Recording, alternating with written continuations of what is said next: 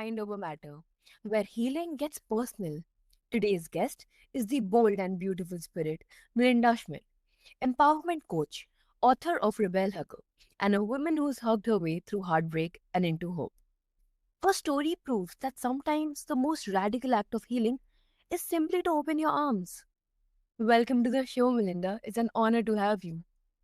Thank you so much, Anya. It's an honor to be here. Mhm. So, Melinda, what led you to start hugging strangers and how did that become your healing path? So, what led me to healing strangers was having moved. I'm here in the United States, and I moved from one state to another about 10 hours away, and by car. And I felt lonely because I wasn't around family or my close friends anymore. And I really missed the connection that hugs give. And I figured that if I am missing those hugs, then probably other people are too. And what a great thing to offer to others. And so that began my year-long journey of hugging everyone I encountered, always, of course, asking for permission first. And that led me to my own healing path because when the journey was over, when the year of hugs was over, I had felt so much love and so much connection during the year. And when it was done, I felt lonelier than ever. And so over the next 8 to 10 years, I kind of unpacked what that meant for me and how the journey of hugging others was a way for me to say to the person that I was hugging, I see you, you matter, I appreciate you.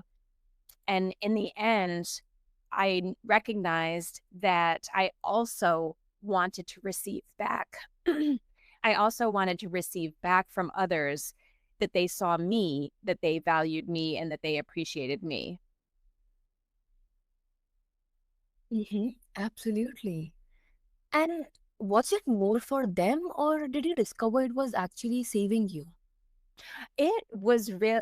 So my intention was for them, but ultimately it became a complete healing journey for me that brought me to my own self love, which I don't know which one was more important in my life. They both feel pretty equally important. And it's wild how sometimes so simple, like a hug, can unlock what therapy and time sometimes can't. Yeah, absolutely. I think that there's a an element that happens through this physical connection of hugging someone that goes beyond words, right? Like this act of hugging can say so many things without hugs. It can say, I love you. It can say, I've missed you. It can say, cheer up. You've got this. It can say so many things without words. And when we really lean into this communication beyond words, there is a path to healing that isn't available in therapy because it's physical, emotional, spiritual, all wrapped up in this one simple act of wrapping your arms around another. That's amazing. Mm. And you call yourself a rebel hugger. What does rebellion look like in the context of healing? It's a great question.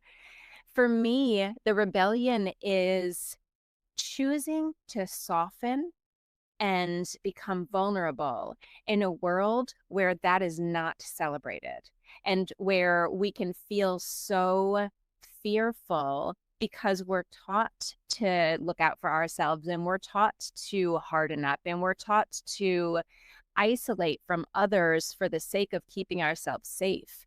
And so to me, it's a revolution to just soften and say, you know what? I see you as a fellow human being, and I'm not going to guard myself and my heart against yours because I want them connected. 100%. And can gentleness be a form of resistance in a world that often rewards hardness? Absolutely. Absolutely, because there's a depth there that you can go that that hardness doesn't allow you to. So when you've got this wall up against getting to know somebody else on a really deep level, you miss you miss the magic of that connection. You miss the magic of that potential for that relationship. And I think that that's absolutely revolutionary. I think that more of us, if more of us were to soften around each other, become more vulnerable, reach out and say, I don't want you to be like me. I want to know who you are, and I want to appreciate who you are just as you are. If we were to approach everybody that way, I mean, I think that that would absolutely heal this world. I love that idea. Radical softness as a superpower, Yes. especially for women who have been told to move on instead of feel. Yeah, and feeling is our superpower, especially for women. You know, we're so sensitive, and that has been taught to us as a negative thing when really it is absolutely our superpower. Definitely. And your divorce during the pandemic sounds like it cracked something wide open. What did you learn about yourself in that space? Well, everything kind of halted for me as it did for everybody, right? So we're all faced with this pandemic where we can't be around each other. And so not only was my marriage crumbling, but like the way that the world worked was crumbling around me. And it kind of forced me into this space of having to go inside myself to discover what more I could learn about myself and how I could move forward in the world in a more authentic way. And so it really was a gift for me to be able to have that time to see that not only was I not being authentic in my life, in my marriage, in, you know, all of my relationships, but also I was continuing to use others, even the people that loved me and that would regularly hug me. I continued to use them as validation for who I was as a person. And so, this pandemic, and in the midst of the divorce and separating myself from all of these things that I knew, I discovered my own personal self love. And that was completely revolutionary for me because I hadn't really taken the time to get to know myself or to appreciate the beauty of all that I am and discover that own my own self love. That's great. And how did hugging become a lifeline during your most isolated moments?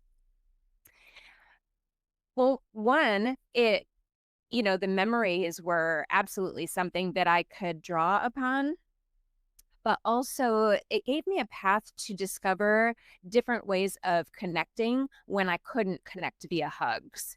So it gave me this opportunity to say, okay, if I feel this love and this connection with people during hugs, what are the elements that allows me to feel that way? And how can I create those elements without the physical act of hugging? So throughout the pandemic, I kind of explored that more and I saw how the physical action is really important, right? It creates a physiological response in us that can't be replicated. But what can be replicated is this element of vulnerability. And that vulnerability, I started approaching my Zoom calls, my video calls, my phone calls. When I couldn't touch people, I took the opportunity to lean into vulnerability during those conversations and deepen my relationships with others through that vulnerability. And if it hadn't been for the process and the journeys of hugging thousands of strangers, I don't know that I would have known enough to do that. And I feel really grateful for that. Those seasons test our spirit, and sometimes it's the smallest ritual that becomes our anchors. It's true. It's true, and it can be hugging, but for some people, that's not as easily accessible to them, whether it's because of trauma or whether it's just because they don't like touch, which is very valid. So like you're saying, Anya, it can be just the smallest things, like looking up into the sky and just seeing the puffy clouds and appreciating the beauty of nature. 100%. And you incorporate animal communication and nature in your coaching. How do these connect with human touch and healing? Yeah, so especially with the animals, but it is with all of nature as well. Um, they only know authenticity. So they can only show up authentically with us. And so that the process of hugging gives us the opportunity to um, be vulnerable and be our most authentic self with other humans. But some of us don't have the ability to access that because it feels scary, because it feels triggering, and so it can be easier and softer to access when we are looking at nature or working with our pets. So if I'm working with a client that's really struggling with it, with being able to be vulnerable and authentic with other humans, I'll invite them to try doing it with their pets because it just feels like an easier, more accessible path. Right. And what's a moment with an animal that deeply mirrored your own emotional truth? The most profound moment that I noticed that was when I had just discovered that animals do not respond to words. They don't work with language. That's not how they communicate. They communicate through energy. And I had discovered that this idea that they communicate through energy and that they will always be able to interpret your energy more than the way that you are pretending to show up. So a lot of times we pretend not to be afraid when really we're terrified. And as humans, we have a tendency to do that. And so I had this opportunity where I was going to be going horseback riding in the mountains in Montana. So these are really high mountains, and I hadn't been horseback riding in about 20 years. And so I was thinking about this idea that this horse is not going to respond to me pretending not to be afraid. So I was going to have to be authentic with that horse. And I was going to have to show up exactly how I was feeling. And I wanted to practice that. So when I got assigned to my horse, I walked up to them and I stroked their nose and I looked into their eye and I said, "Listen, I am really afraid. I haven't ridden a horse in over 20 years. We're going to be up in the mountains. I don't know what I'm doing, and I'm not really sure how this is going to go. That being said, I trust you, and I'm going to ask you to trust me too, and let's work through this together." And this horse, I could feel them like just really receiving me in that moment. And so we're out on this trail, and my horse is doing everything that I ask, and it's really beautiful until we come up to this log that was across the entire path. So on the left side of the log was the mountain. There was no getting around on the left side. On the right side, it was a steep drop right down the mountain with barely a hoof prints width along the edge of the log. So all of the horses that were before me, all of the horses and riders were jumping over the log. Well, that is scary in and of itself. But we get up to the log, and my horse decides I'm not going that way. I am not jumping over that log. And so I was like, no matter what I did, trying to urge them, they wouldn't go over it. And so I just stopped for a minute and connected with them and said, what is it that you want? And they started turning towards the right, which was that really terrifying drop. And I was like, are you sure? And they just kept going. And I was like, okay, I'm going to trust that you know what you're doing. And so I let that, I mean, I'm terrified on the back of this horse. And I let them just carry me around the log. And we made it over to the other side completely safe. And in that moment, I just felt awe for the way that we were connected and how vulnerable we were together, and how that vulnerability and being honest with this horse led us to have the most amazing, connecting, safe experience.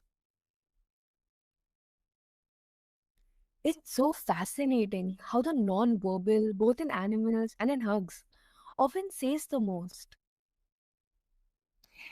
Yes, absolutely. And I think that that is one of the beautiful things about hugs, right? Because it it transcends our background. It transcends the barrier of language. It's kind of like laughter. Laughter is the same in all languages. Hugs are the same in all languages. 100%. And for someone going through post-divorce disconnection or grief, how can they start to open themselves back up, like literally and emotionally? I think it's be really begins with compassion, a compassion for themselves. Because in those moments, it feels so terrifying that we wonder how we could ever open up to the possibility of pain again. And so I think first it begins, like I did with the horse, by acknowledging our truth in that moment. And I like to, whenever I'm talking with myself, I like to place my hand on my heart, and that makes me feel really connected with myself. And so in those moments, I might place my hand on my heart and just say, this is really scary. I don't know if I'm ready to open up to others again because I've been really hurt. But the pain of not connecting with another feels worse than trying to remain hard and independent from others. So I am scared, but I am willing to try. And so I think it really begins with that compassion for ourselves. And for those that still struggle, especially with connecting with other humans, I always recommend starting with animals, because sometimes it's just easier to access it by connecting with animals first. For sure. And does physical connection always have to involve others, or can self-hugging be just as sacred?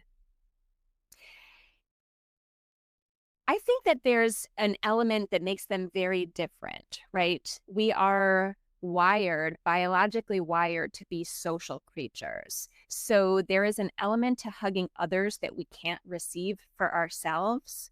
But that being said, hugging ourselves and loving ourselves is also has elements that cannot be received from others. So, one of my favorite things to do, as I mentioned before, is just place my hand on my heart. And that, in and of itself, feels like an act of self hugging. And it feels so connecting. And it just reminds me of who I am and who I want to be in the world. Maybe the first hug we all need is one we give ourselves and then slowly to the world again.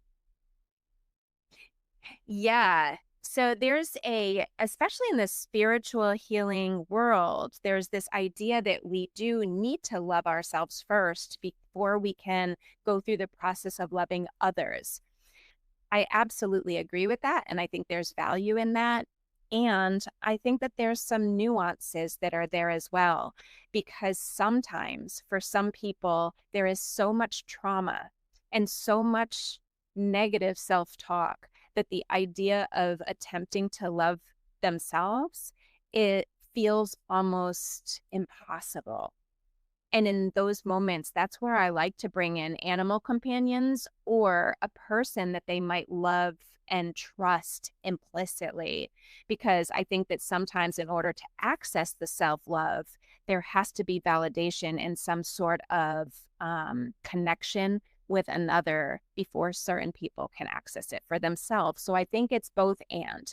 In the majority of times, yeah, we really need to start with ourselves. But occasionally, that support of someone else is necessary too. I agree.